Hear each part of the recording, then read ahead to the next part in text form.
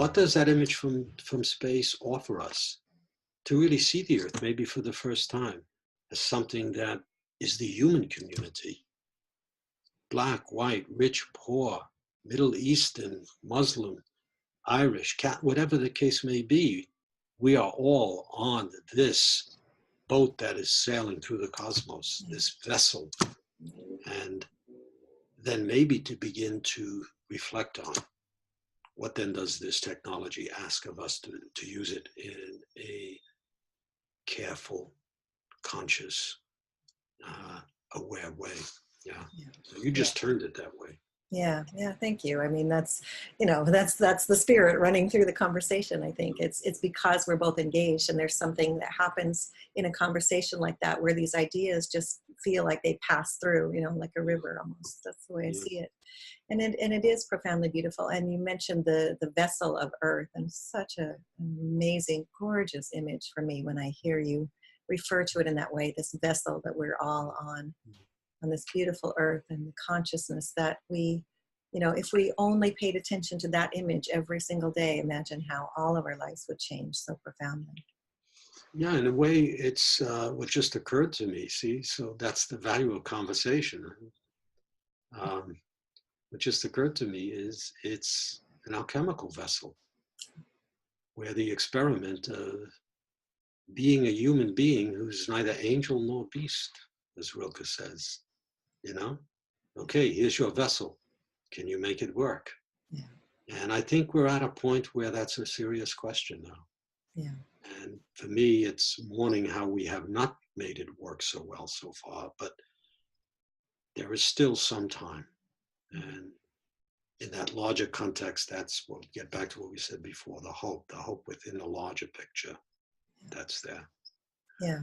Yeah. And the more that we can return to our centers and really begin to work from that place instead of this place where we're projecting out there all of the disaster. I mean, sure, some of it's very much reality, but to stay in that center, in my work as a coach, that's something that I focus on a lot, is that really bringing everything back to this place in the center so that we can truly see with new eyes what is going on out there from a different perspective than that perspective of panic.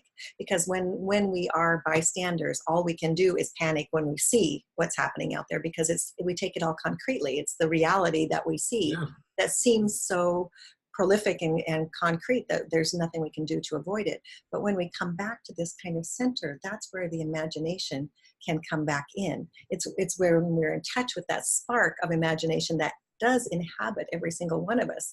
We just have to get some air into it so that the pilot light can burst into flame and start burning, right?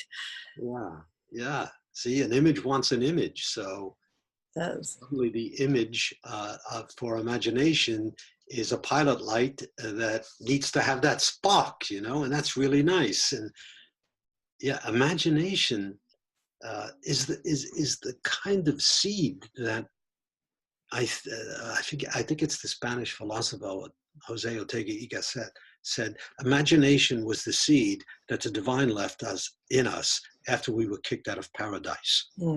So I think it's him, and I'm paraphrasing, but that image stays with me. The little seed, okay, you guys screwed up in that paradise. This French writer, Émile de Corrigan, I love him because he's such a scorpion. And he said, we're not made for paradise, Maybe we're not. And maybe that had to happen the fall. And maybe that seed was planted. And maybe that's how we help nature and the cosmos come to a fuller realization of itself. Because we're part of that consciousness of nature wanting to realize itself more fully. And I think we have to recognize that we have not done that very well yet. And I think we have to mourn a bit and enter into acts of redemption and become more humble and surrender to what the world is asking of now through the crises.